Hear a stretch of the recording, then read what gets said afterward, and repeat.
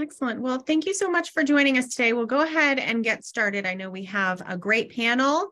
I'm Katie Schubert. I'm president and CEO of the Society for Women's Health Research, which is a national nonprofit. We are dedicated to promoting research on biological sex differences in disease and improving women's health through science, policy, and education. And today we are here for an SWHR town hall, moving conversations about Alzheimer's disease into policy and practice. And I'd like to introduce our Chief Advocacy Officer, who will go through our introductions for our panel, Lindsay Horan.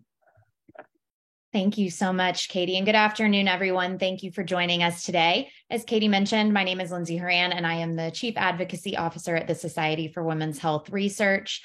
Before we move into today's program, I would like to extend our thanks to the sponsors for today's program, Isa and Lily, and to go over a few housekeeping items. Next slide, please. First, please note that today's web event is being recorded and will be posted online. We'll also be sending out the recording along with any resources mentioned in the follow-up email to registrants. All participants have been muted and cameras are turned off. This is intentional to highlight today's speakers. To ask a question to the panelists during the course of the event, please use the Zoom Q&A function. Alternatively, you can use the chat function. We will ask questions at the end of the event following all panelists' presentations. If you need technical assistance, please also write in the chat function, but note that we'll have limited ability to do that while the webinar is running. Next slide. So today's conversation builds on SWHR's work in Alzheimer's disease, and specifically on an interdisciplinary roundtable that was convened by SWHR in August of this year. During that roundtable, we had policy experts, researchers, clinicians, and patient advocates who discussed policy needs and opportunities for women living with Alzheimer's disease and for those living as Alzheimer's caregivers. The discussion highlighted where we could make changes across disease education, research, healthcare equity, and more in order to improve outcomes for women across the lifespan, both as Alzheimer's patients and caregivers. And a large part of that discussion really centered on how we might reimagine our approach to Alzheimer's disease and better meet people where they are. And so to speak more to that, we are so grateful to be joined today by a stellar panel who can provide unique insight on how we can take the conversations being had around Alzheimer's disease and move them into policy and practice in order to create meaningful change for the many Americans who are impacted by this disease. So today's panelists are Pamela Price, who will serve as our moderator. Pamela serves as Deputy Director for the Balm and Gilead, managing the various health initiatives of the organization. Under her leadership, the organization provides support to faith institutions in areas of program design, implementation, and evaluation, which strengthen their capacity to deliver programs and services that contribute to the elimination of health disparities. In addition to her role as Deputy Director, she also serves as the director for the National Brain Health Center for African Americans. Dr. Anna Burke is a board-certified geriatric psychiatrist, the Carson Solheim Chair for Dementia, and the director of the Alzheimer's and Memory Disorders Division at the Barrow Neurological Institute in Phoenix, Arizona. She also currently directs the Department of Neuropsychiatry at Barrow Neurological Institute. Faith Danzy serves as Southern Regional Director of Community Outreach and Advocacy Engagement at the HEAL Collaborative, where she executes on education projects nationwide and strengthens the health and wellness of communities of color by partnering with faith-based organizations to develop education workshops and trainings to increase disease awareness and improve knowledge and understanding of innovations across all areas of healthcare. And finally, we have Jennifer Pollock, who is the Director of Access Policy for the Alzheimer's Association and Alzheimer's Impact Movement, or AIM, and she has over 12 years of legislative and political experience. In her capacity, she works to develop federal policies on access for AIM and the association, furthering the goals of access to treatment, diagnostics, and care for people living with dementia. So with that, we are excited to have you all, and I will turn it over to Pamela Price to moderate. Hi, good afternoon, everyone. And thank you so much, Lindsay, and to the entire team at the Society for Women's Health Research for convening us all here today. for this really important conversation as shared. So I'm Pamela Price. I am honored to serve as the Deputy Director for the Balm and Gilead, as well as for the Director for our Brain Health Center for African Americans, where we've been focusing on talking about a lot of what we're going to share and hopefully dig into today. And that's how do we address the many complex needs of not only those living with Alzheimer's and other dementias, but also the caregivers, the families, and more importantly, even the communities that these individuals are living, working, playing, and praying in. And so I'm really honored to be with you all today to serve as the moderator for our discussion. As a part of that responsibility, I want to really take a minute just to set the stage for not only why this conversation is important, but really to think about that as the discussion goes on, to not only what you hope to gain from the conversation today, and we hope that you'll engage with comments as well as Q&A throughout the discussion, but also thinking about what you will take from it and where you want to take this information and what you want to do with it.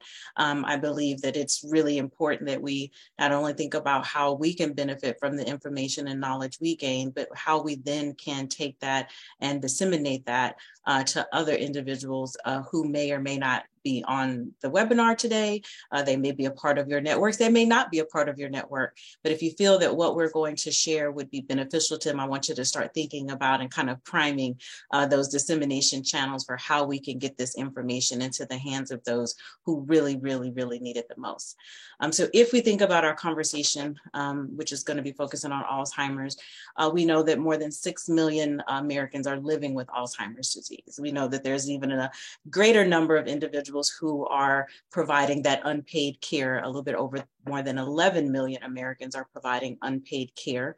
That unpaid care results in about over $270 million that we cannot really account for, that is being really lost when we think about our workforce and individuals having to leave the workforce to be able to care for our loved ones. So it's a very costly disease in that sense. It's also very costly when we think about what it requires to care for individuals who are living with Alzheimer's disease, with estimates around over $1 trillion when we get to about 2050, which, believe it or not, I know that seems far away, but it's not that far away. Time seems to move a little quicker than what we think. So we really want to think about what do we do to change that paradigm. And in addition to this, the costs that we see in terms of financial costs of this disease, it's also extremely costly in lives. So we know that 1 in 3 seniors die from Alzheimer's or other dementias. That's more than breast cancer and prostate cancer combined, which we know we hear a lot about those two disease states. And so we need to do more about educating our communities, educating ourselves about Alzheimer's and dementia, and more importantly, what we can do to address some of those changes and impacts, because we know that more than 80% of Americans know very little and or are not familiar at all when we talk about the early stages of Alzheimer's disease, things such as mild cognitive impairment, and even, believe it or not, the terms such as brain health can really, really be foreign language to some of our community members. And so really thinking about how we talk about this disease state is also equally important. And even though we are working our way through this kind of post-pandemic, post-COVID landscape, if you will, we also know that due to COVID-19, we saw a 17% increase in Alzheimer's and dementia deaths. And we still are waiting to see what the long-term outcomes and the long-term impacts of COVID-19 are going to be in this same population that is also being disproportionately impacted by Alzheimer's disease. So as you can see, there's a lot to dig into, a lot that we want to hopefully lift up throughout this webinar and throughout today's discussion. But now hopefully that'll kind of set the stage for why we want to have this conversation, why we wanted you to join us, why we brought these amazing and phenomenal experts together to share not only their work, and what has been effective and worked for them, but again, to challenge us to think outside of the box and what we can start to do differently to start to see the impacts that we need so that we don't continue to see some of these alarming and disheartening statistics and numbers when we talk about Alzheimer's. So to get us all going, we're going to kick things off before we get to our speakers with a poll. So we really want you to make sure that you participate in these poll questions, because it just gives us a really good sense of who's in the room and where we are, and hopefully will help guide some of today's discussions.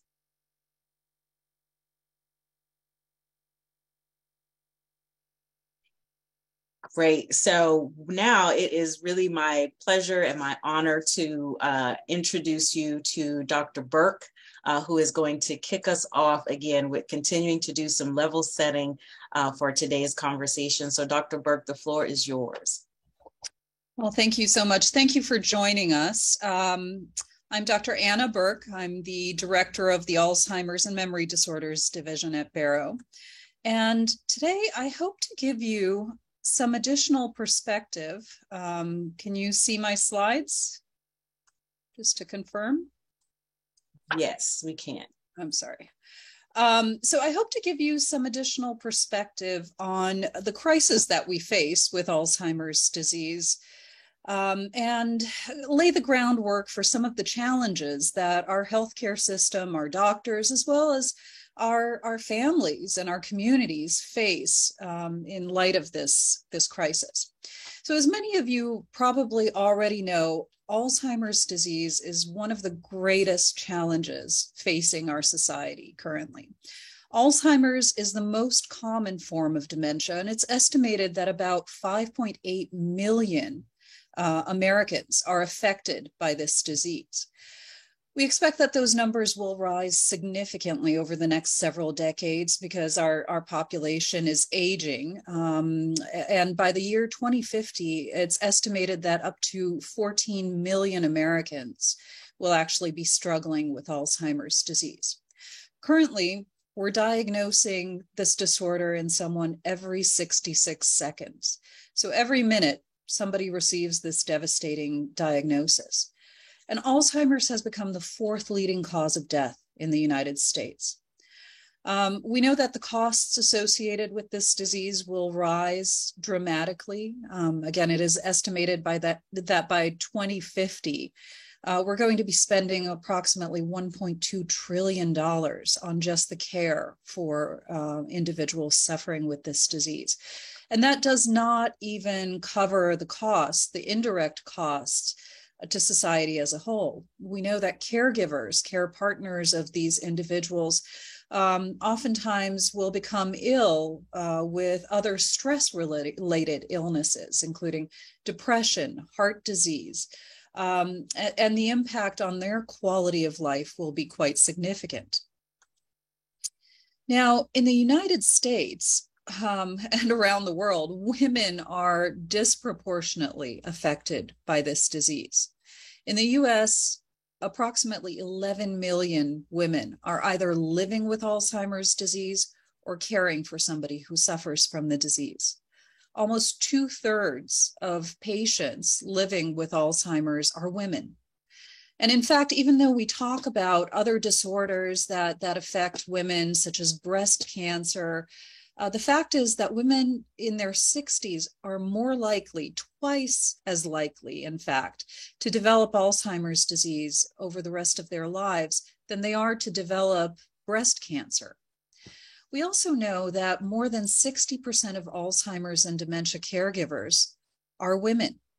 And specifically, over 1/3 of these are actually adult daughters caring for a parent who suffers from the disease. Women take on more caregiving tasks than their male counterparts and care for people with more cognitive, functional, and behavioral problems. And oftentimes, they are the ones who have to make the sacrifice as far as either their career or being able to care for their loved ones. Nearly 19% of women who are Alzheimer's caregivers had to quit work either to become a caregiver or because their caregiving duties became too burdensome. Now, we know that unfortunately, our healthcare system is not well set up to meet the needs of these patients and these caregivers. As we look at the healthcare system, unfortunately, many different settings tend to lean towards what I refer to as this diagnose and adios type of approach.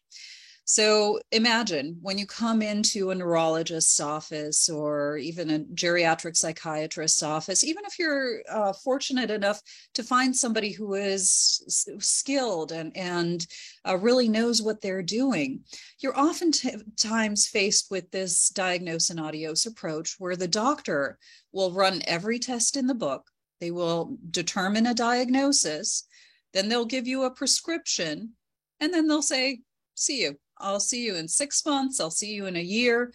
And what happens then is many families are just left fending for themselves. All of a sudden, they have this devastating diagnosis and they don't know what to do with it. They've gotten no support. So unfortunately, what they wind up doing is reading every article they can, Googling whatever they can, getting information from various sources, oftentimes making mistakes that can speed up the disease process for their loved one or can cause all kinds of triggers for behavioral disturbances, anxiety, and all kinds of other unwanted symptoms. And they do fall prey also to many charlatans trying to sell them quick cures or remedies. One of my roles at Barrow Neurological Institute was to change that approach to care, to really alter the way that that care was provided, not just to the patient, but to the family unit as a whole, because we know that this is a disease that affects not just the designated patient, it affects the whole family structure and family unit. So at Barrow, we have a more comprehensive, patient-centered, care partner-centered, holistic approach.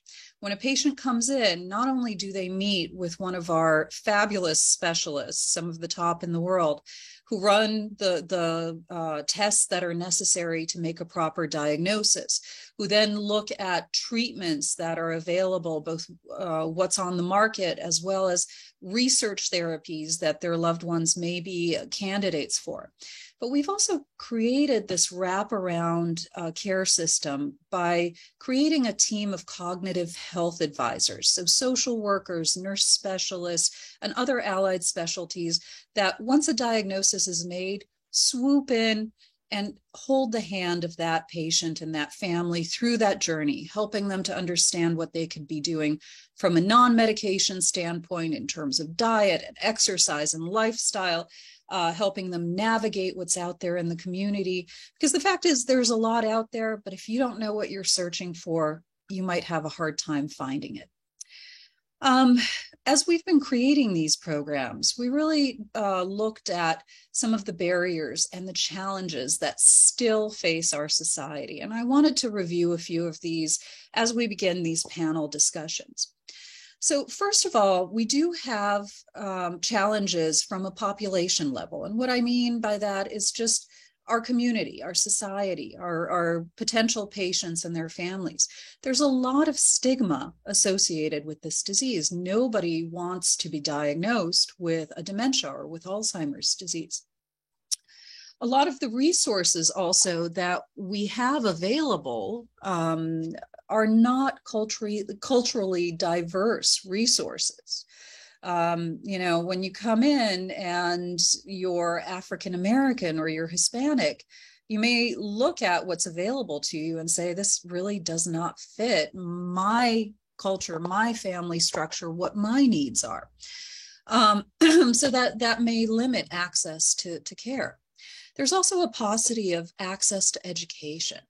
Now, there are a lot of societies and communities out there, including organizations like this, who are trying to get the word out, trying to increase understanding and early diagnosis. But the fact is, it still becomes very difficult for people to know what to search for if they don't know what they're searching for. There is also a variable access to consistent healthcare, and this is particularly true for different socioeconomic groups. If you don't have health insurance, it is much more difficult to undergo preventative care. You wind up using the emergency room or urgent care as your prevention measure, as your preventative care, and aren't necessarily being screened for cognitive impairment and issues in the very early stages when treatment would be most effective.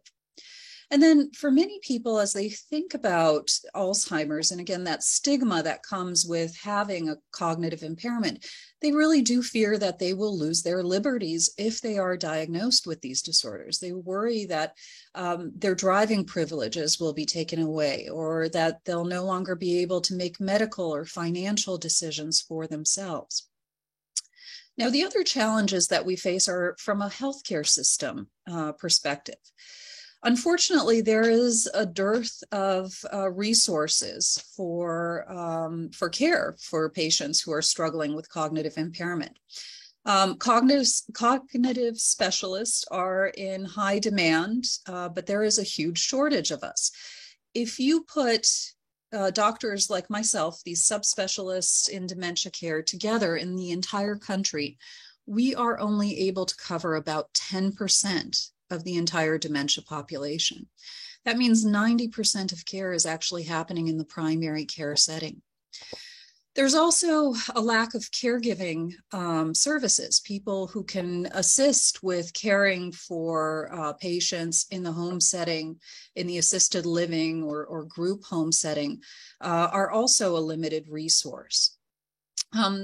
There is also a lack of standardized diagnostic and treatment algorithms. You would think that when you come into the doctor's office, the doctor would know exactly what the steps are as far as assessing and diagnosing your condition. But that's not necessarily true, especially, again, in the primary care settings. There's a lack of incentives for primary care physicians to screen and to diagnose these disorders. Oftentimes, unfortunately, our colleagues in the primary care setting have this nihilistic approach to care where they fear opening up Pandora's box. They don't feel that they have the resources necessary to then be able to support their patients once a diagnosis is made. And then from a healthcare administrative system level, there are various types of conflicting reimbursement structures. So you have some hospitals that are paid fee-for-service type of reimbursement. You have some that are in accountable care organizations where these are more capitation plans. They get a certain number of funds to care for a certain population. Depending on what that funding looks like, what type of approach they will have to diagnosis, to treatment planning will vary significantly, because it may be unfortunately, either in the financial interest or disinterest of the healthcare system to care for these patients or to diagnose them. And then we tend to, unfortunately, try to apply a classic chronic illness model to the care of patients with Alzheimer's disease. What do I mean by that?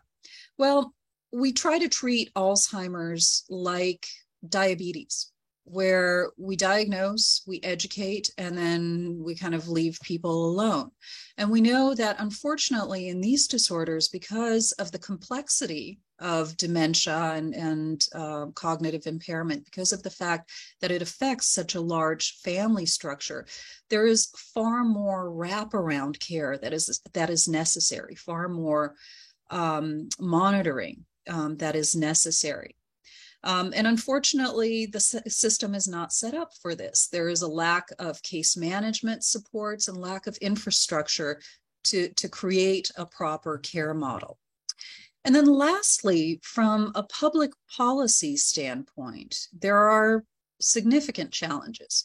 Again, some of them stem from these conflicting reimbursement structures, but also a lack of investment in Medicaid and Medicare, these healthcare programs that many of our patients rely on. I don't know if many of you know, but each year there are cutbacks to our Medicare programs. I think this year we're expecting a cut of about 4.5% reimbursement to physicians. That disincentivizes physicians to care for people who are on these healthcare plans, and again, kind of limits the access to care for many individuals. There is also a lack of reimbursement for certain diagnostics. We, for instance, have specialized tests that can diagnose Alzheimer's disease about 10 to 20 years before people ever start to show clinical symptoms such as memory loss. We're able to order those tests, but they're not reimbursed by any insurance company, meaning unless a patient and a family has about $4,000 to $5,000 to burn, they're not going to get access to these evaluations. And then lastly, there is a lack of incentive to build a geriatric healthcare workforce, which is absolutely necessary to meet the needs of this oncoming crisis of Alzheimer's disease. And with that, I will turn it over back to Pamela. Thank you so much, Dr. Burke, for all of that.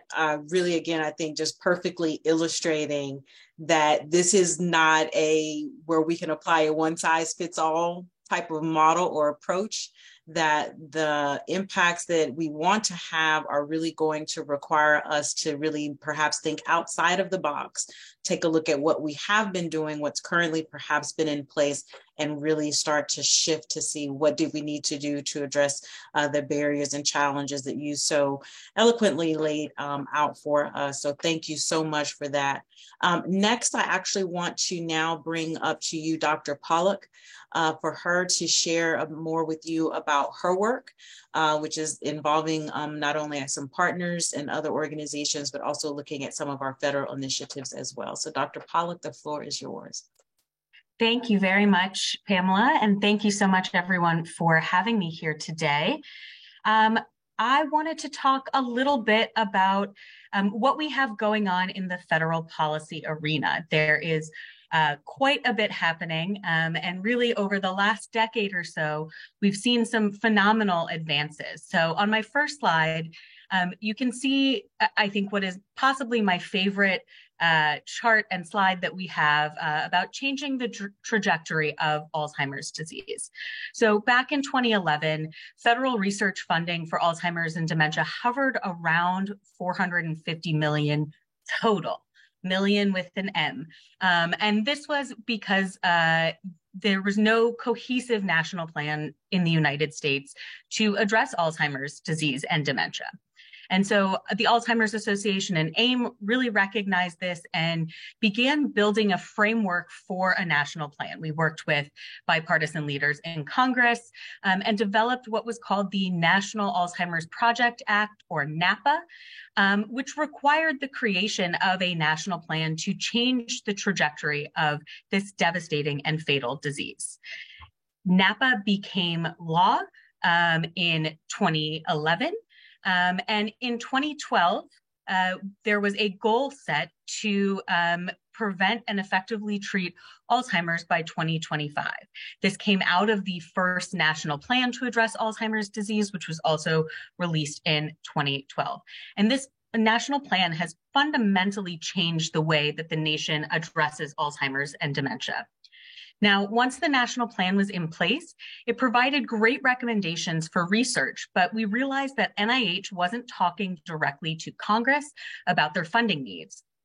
And as some of you may know, the budget process has multiple channels, is very complex, and we really felt that NIH needed a direct line to Congress. Whenever we went into Hill offices for meetings, we would get asked about what NIH said on research funding. And so that was sort of the genesis of the Alzheimer's Accountability Act, or AAA. You'll see in this presentation, we really enjoy using acronyms and abbreviations. So AAA worked to ensure that Congress heard directly from NIH scientists on the resources that they needed, and basically had the nation's top scientists develop what's called a professional judgment budget, a recommendation on how much research funding is needed to fully pursue scientific opportunities leading to a cure for Alzheimer's disease and related dementia. That bill passed in 2014. It was incorporated into the Consolidated Appropriations Act that year. After its passage, NIH scientists recommended an increase of $323 million in the first professional judgment budget that was released in 2015. Today, after the delivery of 7 PJBs, funding for Alzheimer's and dementia research at the NIH is over $3.4 billion annually. That represents more than a 7-fold increase in research funding since the passage of NAPA. We've also used NAPA to work on a number of issue areas over the years, really elevating the recommendations from the national plan. That included care planning for cognitive impairment, the reauthorization of the Older Americans Act, with the inclusion of key pieces of the Younger Onset Alzheimer's Disease Act, as well as a couple of bills on elder abuse. One key bill that we'll discuss a little bit later on is the Bold Infrastructure for Alzheimer's Act, or the Building Our Largest Dementia Infrastructure for Alzheimer's Act. And that really moved the way that we view Alzheimer's in a public health space. On the next slide, you'll see one of our key focus areas for the year or for this Congress, the 117th Congress. And that's the Equity in Neuroscience and Alzheimer's Clinical Trials Act. Again, abbreviations, it's called the ENACT Act. Now, as you've heard from others, we know that Alzheimer's and other dementia disproportionately affect older Black and Hispanic Americans than older whites. And the underrepresentation of these populations in clinical trials not only hinders the ability of researchers to understand the health disparities, but it also restricts their knowledge of how an approved therapy or diagnostic may affect the population that's most likely to need the drug. So there's clearly a need for current and future research to include more diverse enrollment to ensure that everyone benefits from advances in Alzheimer's science. So we worked with many leaders in this area to develop the ENACT Act, which would increase the participation of underrepresented populations in Alzheimer's and other dementia clinical trials by expanding education and outreach to these populations through places like Alzheimer's disease research centers. And the idea is really to go where the health conversations are already happening. It also encourages the diversity of clinical trial staff so that they are more representative of the populations they're trying to enroll. And it reduces the participation burden by providing incentives for locating Alzheimer's clinical trial sites in areas with high concentration of underrepresented populations, as well as encouraging the use of remote health technology. So we are absolutely thrilled that this bill just hit 100 co-sponsors, and we're continuing even in these last couple of weeks of the 117th Congress to really push to see if we can get ENACT implemented. Another piece of legislation that we've been working on is the Comprehensive Care for Alzheimer's Act. Now, this goes a little bit to what Dr. Burke was saying about the way that care delivery is done for dementia.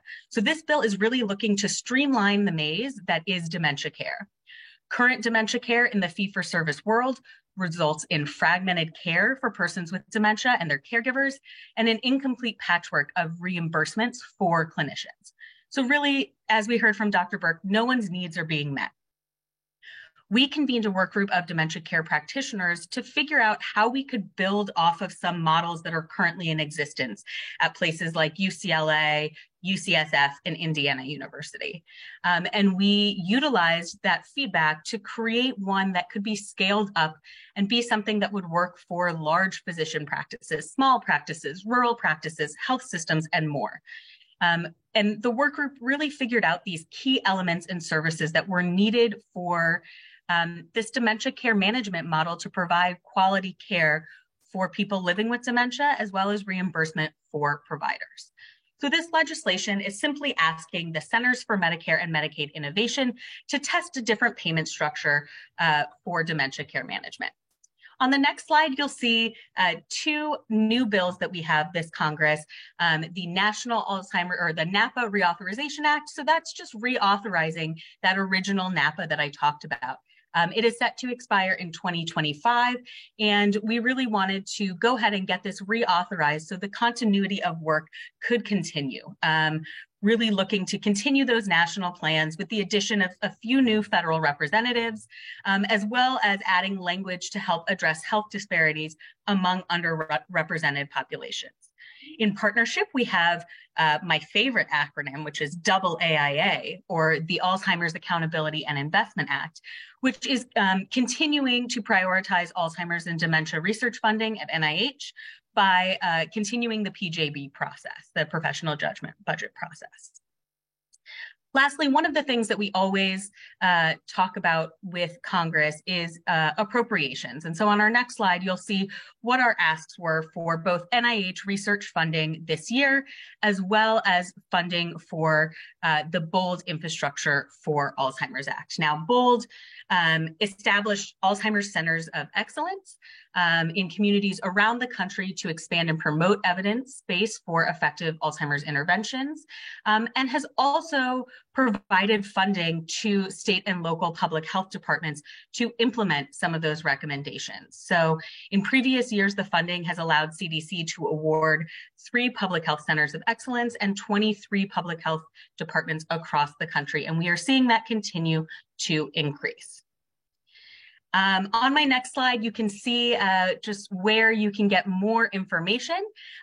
In addition to supporting the bills that are our legislative priorities, we do also engage with Congress on other bills that are good for our community and for the aging community as a whole. So you can find all that and more information on alzimpact.org. You can also sign up for our weekly to sort of let you know what's going on latest and greatest in Congress. And then I want to quickly touch on some of the work that we're doing in the public health space. So I think it's 2 slides forward. The Healthy Brain Initiative is a long-standing partnership between the CDC and the Alzheimer's Association that began in 2005. One of the pillars of this work is the HBI Roadmap series, and these documents continue to be the guide offering strategies to promote brain health, address dementia, and help support caregivers. The covers of the most recent roadmaps are here on the slide, and we're currently in the process of developing the 4th roadmap. Roadmap 3 and Roadmap for Indian Country, shown here, use the essential services of public health as a framework to guide state, local, and tribal public health action on brain health.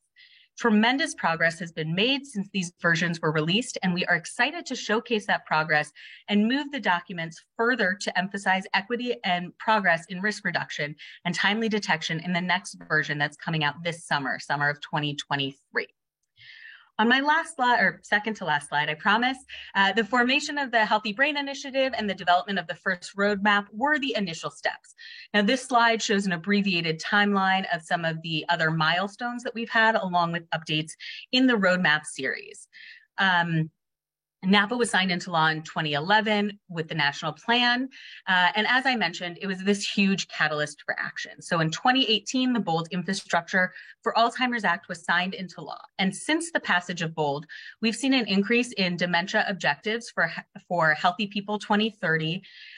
We've seen NAPA add the 6th goal for risk reduction and the formation of the HBI Collaborative, which is representing the collective work of 7 national organizations funded by the CDC to advance Healthy Brain Initiative and BOLD, and to offer support to state, local, and tribal health departments. So on my last slide, you can see how to get more information on our public health work. You can sign up for newsletters. And thank you very much. I'm sorry if I talked quickly, but thank you very much for having me. And Pamela, I will send it back to you. Thank you so much, Dr. Pollack. Again, I think, so we've had our initial conversation with Dr. Burke, with looking at, again, just the system right now that we are currently existing in, and really trying to do this work and move the needle in terms of healthcare. And then Dr. Pollack just gave us a really, really good picture of what the landscape from a policy perspective looks like, which is really important. And a couple of key things that I hope we are all looking at is, one, I hope we will take her up to find out about what pieces of legislation are currently up and out and available, and to reach out to your local congressional and Senate leadership, and champion them to sign on and be a part of moving these pieces of legislation through Congress, because I think that is so important. I think policies do us no good if we are not actually engaging in the policies, that if we are not a part of those conversations, we really can explain or complain about how they may impact us in our day-to-day. And I think that's really what I hope you'll kind of take a piece of that as we continue through today's conversation. Our next guest panelist, I'm happy to turn it over to, is Faith, who's really going to now maybe shift us into thinking about in community spaces and in advocacy spaces. So our non-governmental, non-federal, non-healthcare policy related areas. What is going on in that target group and what we need to be focusing on. So Faith, I'm going to turn it over to you. Thank you so much, Pamela.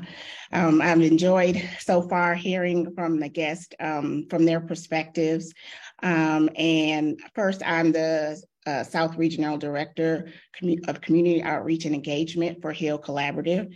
And HEAL stands for Health, Education, Advocacy, Learning, and Legislation. So to hear that wonderful information just now around advocacy and legislation really was great to hear and see that thing, because those are the kinds of things that we want to bring to communities of colors. What we do is strengthening the health and the wellness of our communities through developing educational and advocacy programming through workshops and trainings and roundtables. And our approach is to bring go through the faith-based communities. We talked earlier about changing the approach of education and where education is happening, and it's not always thought about bringing health and the faith-based communities together. So what we try to do and what we're doing is bringing the pastors, the providers, the patient advocacy, the policymakers, bring everyone in that area so everyone can come together and learn from each other. Just like on this call, we're at different angles, and I think that's what we're trying to do here, is showing how we can come together and help each other out. So when we come together with the different entities and we bring it to those communities, the underserved communities. And we know that the church is a pillar of the community. So kind of doing that education in a different way, bringing the church, because it's a trusted in the Black community. So it's a trusted entity. So if we can bring those two together, bring the health aspect and the spiritual aspect, and bring those two together and expose the congregations and the communities to this information, it helps, because they trust us in the community, and we come and bring the church. The church may not know how to bring this to the community. So what HEAL does, we come up alongside them and kind of give them direction. I mean, we want it to look like the community, to look like the church. So not just come in and say, here's the information we have here and just take it. We come alongside there as the collaborative partner. We come alongside, we assess the community, assess what's happening in the community, and then bring the information about legislation, about clinical trials, about biomarker testing, all the advances, because the underserved communities don't have that readily available to them. So, and then there's trust issues. So trying to break down the trust barriers.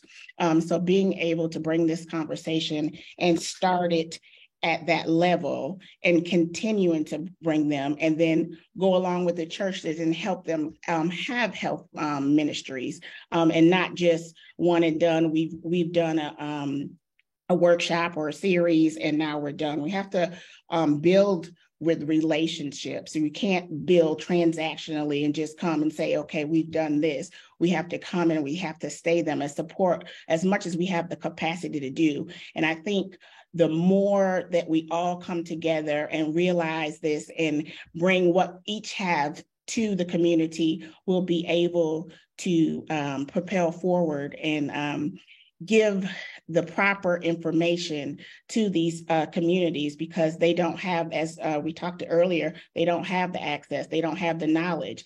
And most often what we hear is, I don't know, like I did not know this existed. So being able to push that information out to the churches and the communities and the underserved population has really been such a great thing for us to do. We treat our nonprofit is a ministry. You have to have a passion to do it. You have to want to do it, and providing that information around Alzheimer's and other clinical chronic diseases is definitely our mission, to get the information out. So those that are in need, that need it the most, could benefit from all the different clinical trials and the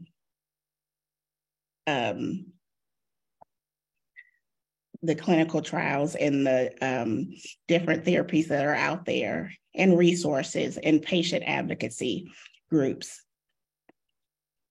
So thank you so much.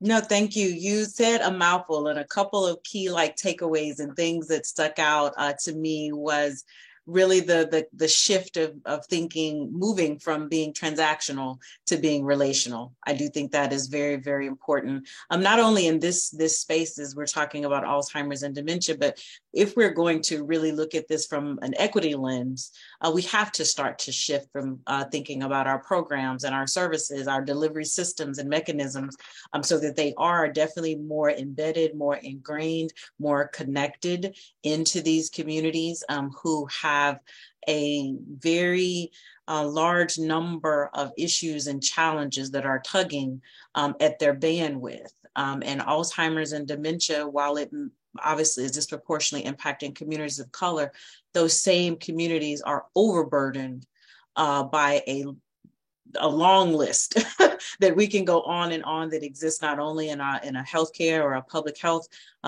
sector, but social, economic, you name it, and the list kind of just goes on and on. So as we think about how we want to come together, of having these different groups, of having public health and academia and research and federal organizations and corporate organizations, and bringing everybody really kind of together under one umbrella. That's why that's so important, because so many different factors are at play here, and it's going to require a village, so to speak. And the work, I agree with you wholeheartedly, it is not for the faint of heart. The BOM has been in that faith-based space for over 3 decades. And it is very much a challenge each and every day. All of our communities look very different. If you've worked with one group, you've worked with one group. If you've worked with one church, you've worked with the one church, because we, again, are not looking at a monolith when we think about these different groups that are disproportionately impacted. We're also really, just as our society as a whole is not monolithic. And so that's why I think having conversations like today with the amazing, panelists and presenters from their own professional spaces to really help drive this conversation. And so now we definitely want to open it up for some questions for our panelists. And we, again, hope that or encourage you to use the Q&A function to put in any questions that you may have of our panelists today. And we will definitely be sure to work to get to those. And to get us going, we're going to come back to you, Dr. Burke. So we know that there is a lack of dementia specialists in the United States, and this is a huge, huge challenge. So how can we meet this challenge given the anticipated increase in individuals struggling with dementia over the next several years? Well, again, I think it's a challenge because you have limitations on subspecialists like cognitive behavioral neurologists, geriatric psychiatrists. But there are creative ways where we can actually meet these challenges. The first factor will really be educating our primary care workforce, right? Making sure that we provide education regarding diagnosis, regarding the benefits of early diagnosis, and all the things that they need to be able to confidently manage these patients within their system. The other would be development of resources for these primary care physicians, because even if they are confident in their own skills as far as diagnosis and medical management, we know that there is much more that's necessary to provide proper care, case management services, social work supports, education, and being able to just answer the day-to-day questions. What do I do if my loved one doesn't want to bathe? What do I do if they get agitated? So we have to start thinking about building these types of case management services within that primary care setting and doing that efficiently.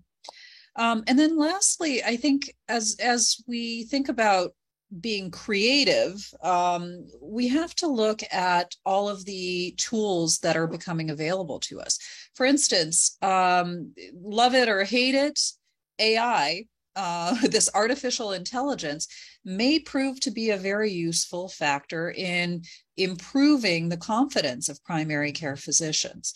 So for instance, there are ways right now where a lot of the data that is gathered, whether it's neuroimaging data, blood work, cognitive test scores, and so on, can be more efficiently evaluated by an AI system that will then provide an appropriate diagnosis and management plan to that primary care physician, maybe some algorithms for more standardized treatment. So those would be just some ideas of how we can manage this growing population. Great, and definitely see the need for that. And I use words like build, because I think, yeah, what we are currently working with is a system that requires some more build out, if you will, to really look at what is lacking and where those gaps exist, especially again for our primary care providers who are kind of in that front line, so to speak, of touching, individuals and the families, and as well as the caregivers. So I think, yeah, that's so important. I'm going to come to actually a couple of questions that have come up from our audience. And Faith, I'm going to bring the first question to you. So why do you think that education has not been getting to communities of color? So why do we kind of still see communities of colors not getting adequate education, information, the awareness building, whether that's about just the disease itself or clinical trials, because I know that comes up a lot, that it maybe isn't even a trust factor with the trial. I didn't know that there was a trial for me to even participate in. So can you kind of speak to that question? Yes, I think the information is there, but again, it's not directed towards that community. So they're not. Even like you speak about clinical trials, we have to educate the community and let them know that it's there. They're not in their spaces. So if we can get the information in those spaces, they'll know. Like we said earlier, they said, I just don't know.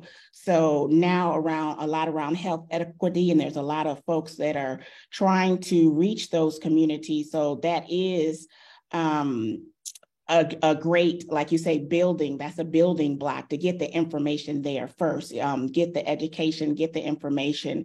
And then once they understand and then they're aware, now their awareness is there. So they can start getting the information and getting the help that they need around Alzheimer's and other chronic diseases. So just being able to, for them to have that voice there. Thank you. And hopefully that, yeah, definitely answers your question, because I think, yeah, there's the proverbial kind of 8 ball, so to speak, that a lot of our communities of color kind of lag behind. And a lot of that has to do with the way information is shared. It's not culturally tailored, not culturally centered or sensitive to some of these communities, whether we're talking from a gender perspective and what we should be speaking to women of color versus men of color. Younger, we've got, I think the data is, showing in terms of sandwich generations and how they are being impacted. And again, how are we using those channels? Dr. Burke brought up AI, social media also can be that dirty word sometimes in the room that you love it or hate it, but is that a tool or resource that we're not thinking about in terms of being able to boost messaging and being able to increase, again, the channels in which we can reach these communities with the information so that they can make informed decisions, because that's really what it's about. People can't take action on policy. They can't take action on their own healthcare and well-being if they don't have the right information to make the best decisions for themselves and for their family members. Another question that has come up from the audience, and I'm actually kick this one to you, Dr. Pollack, just because I know you with the Bowl Centers and the work with CDC and definitely kind of, trying to move that needle in terms of NIH funding and in the research space. So this question is from a PhD student who is researching Alzheimer's disease and is interested in that kind of community education, the advocacy, and really wants to hear some thoughts on what does this field kind of look like in terms of future opportunities and how, again, as a student, they can look to use not only their education, but obviously something they seem really passionate about moving forward, both in their kind of career and just professionally in terms of what we see today in the research space. Absolutely. And what a great question. And I'm so glad that we've got some PhD students on here who are interested in this area and looking into this area. It's wonderful to see. I think that one of the things that we're seeing sort of this shift at NIA, and I would also wager sort of within the Alzheimer's and dementia science community as a whole, is really recognizing the idea of bringing in new researchers, young scientists, and supporting them in the best ways possible. So there are specific grants that are given out through NIA for young researchers. There are young researcher programs that we have here at the Alzheimer's Association as well. And I will say that NIA runs a couple of different scholarship programs that they use for bringing in new, young, up-and-coming researchers. So I think there's a lot of great opportunity here, and I would be happy to connect with you later if you have any follow-up questions. But I think it's so great to see younger researchers coming into this field and really being accepted by some of the folks who've been around for a long time. So thank you for the work you're doing. Thank you so much for that. And yeah, students it's great to get those primary care, those of us kind of already in this space, but our students are definitely a population that we don't want to overlook. It will be you all coming into these spaces, whether that's research, whether that's in our clinical settings, whether that's hopefully in our community and our advocacy settings as well. So I think making sure that we lay a good foundation for you all to be able to enter into this space as well equipped as you can to, again, meet the needs of this really diverse, audience. Alzheimer's is irrespective of person, of place, of age, race, ethnicity, color, and creed. And so being able to, again, to have a workforce that begins to look more like those that we are serving is really important. So congrats again on how far you've gotten so far, and hope that you'll, again, to explore those opportunities that Dr. Pollack mentioned. I know that we are a little, I think, pressed for time. So I really want to thank everyone who provided questions into there. And so I want to kind of have a final question for all of the panelists to be able to speak to. So we know that we've all been talking about not only our work in this space, but what are some things that we think would be useful and again, actionable for us to start to improve Alzheimer's disease outcomes through these different lenses in which we've all been talking about today. So whether that's healthcare, clinic, the healthcare system, clinical care, research, policy, and even in our community and our outreach settings, what's something in each of your respective sectors that you found that has been particularly effective? And what are your 1 to 2 strategies or call to actions that you would share for the attendees today, that as they leave, that hopefully they can take some of that with them into their organization? So I will start with you, Dr. Burke. So I would say, I think the call to action, I will start there. We really do need to develop more comprehensive patient and care partner centered models of care. What we have out there in the majority of the healthcare system is not working. It's not working for families. It's not working for patients. It is not working for the healthcare providers. We need to start thinking about the models of healthcare for dementia patients, much like we do for instance, mental illness, where we really provide wraparound supports, right? So I think advocacy in this field, I think having a meeting of the minds of all of the amazing specialists that we have around the country, exactly what Dr. Pollack was mentioning, making sure that we're developing real life policies that will positively affect families and advocating that within Congress. That will have the largest impact. Thank you. And I will come to you next, Dr. Pollack. Thank you. I would say share your stories, make your voices heard. If we've seen anything in Congress, getting any bill done, particularly in these very partisan times, your members of Congress need to hear from you. They need to hear from people who are living in this world and are doing that. And, building off what Dr. Burke said, there's easy ways to reach out to your members of Congress on our website, allsimpact.org. You can just put in your name and address and it will automatically populate the email or the tweet for you. I would say don't underestimate the power of social media. Don't underestimate the power of your voice. Thank you. And then next to you, Faith.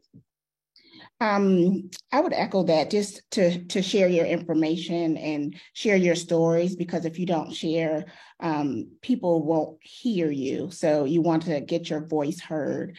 You also want to share the information that you learn and the statistics and the different things that we learn on educational workshops like this. Share the information. Don't hold it to yourself. Share it with a neighbor or share it with a friend. And if you're an agency, kind of be open to thinking out of the box. Just last month, Hill, we gave a workshop, an Alzheimer's workshop, and we were reaching the African American and the Hispanic community. But as we talked to the church, they had a big Haitian community. So I had to look, and we dug. It's kind of grassroots. You're like, well, how do we address this community? Like, how do we do this? And I just thought outside the box and just used the internet. I found a educational piece around Alzheimer's that a student had did at Alzheimer's at Emory, and we used that. And then one of the young ladies had a book. She had it translated in Alzheimer's, but if you don't, in Haitian, about growing up with her grandmother having Alzheimer's. So just touching that whole family, not just it was touching the child, touching the caregiver, touching the parents, and how they go through. So just don't stick to just statistics. Kind of humanize your information when you're sharing it with others. Love it, love it, love it, love everything. Just ditto to all the call to actions that these amazing women and panelists and just individuals in this space. I want to definitely thank you all for sharing of your time, for sharing, for us to definitely have some things to chew on. If it's anything I could add as someone who enjoys being a disruptor, I love being in a place where they're like, I can't believe she just said that. And she asked us to do that. Yes, I did. And so in that spirit of being disruptive, yes, I want to double down to say to make not only yourself and your voice seen and heard with these legislators, those who are new coming into our spaces, because these are our spaces, these are our communities, these are where we work, live, and play, and do everything else. And so they are now coming into our space. And so I definitely want to challenge us to make sure that they know who you are and what matters to you and to your family, to your community, to your schools, your churches, your companies, your businesses. We definitely need to make sure that we ramp up being seen and not just during election times. Another piece to kind of what Faith piggybacked on is to not be afraid to ask for help, to perhaps reach out to those who you don't know, who maybe you've heard about, maybe you haven't heard about, and really look at how you can find synergy. Because this work really is going to require a collective effort of a wide variety of different types of organizations, of different types of people who may have never sat down at a table before. And so I think we need to make sure that we are creating space at our tables for those of us who are leading and driving these conversations. And I think where we cannot find a table to have a seat, then let's make a table. And invite those like we have invited to be a part of this conversation today to contribute of their time, of their expertise, of their experiences, both personal and professional, because the power of our storytelling, the power of what we have lived as our experiences as caregivers, as public healthcare workers, as nurses, as doctors, as researchers, as advocates is really, really important and is going to be key as we look to move not only the conversation, because we have a lot of conversation, but I think these are going to be key in moving action, in moving and having and sustaining impact in the Alzheimer's disease space. So again, I want to thank you for allowing me to moderate today's session, and I will turn it back over to Lindsay for any final closing thoughts or remarks. I cannot wrap it up any better than you just did. Pamela, thank you so much. And of course, thank you to our panelists for contributing your time and expertise to this important conversation. I hope this is the first of many that we have on this topic about how we can kind of move the needle forward in terms of healthcare and quality of life outcomes for women impacted by Alzheimer's disease, whether as patients or as caregivers. I do want to note for those on the phone that this week, the Society for Women's Health Research will be launching our Alzheimer's disease policy agenda, touching on some of the areas that were mentioned during today's conversation, really to serve as a roadmap of how we can begin to make some of these changes across research and clinical care and policy. We also invite you to continue the conversation with us on social media using hashtag SWHR Talks Alzheimer's. We also on the call today discussed a lot about sharing your stories. We invite you to share your personal Alzheimer's disease story with SWHR. We have a story form on our website and would love to hear from you about how this disease has impacted you, whether as a patient or as a caregiver. And with that, I just want to again thank our speakers, our sponsors for this event, and of course to you all for attending today. We look forward to continuing to engage with you moving forward. Thank you. Thank you all.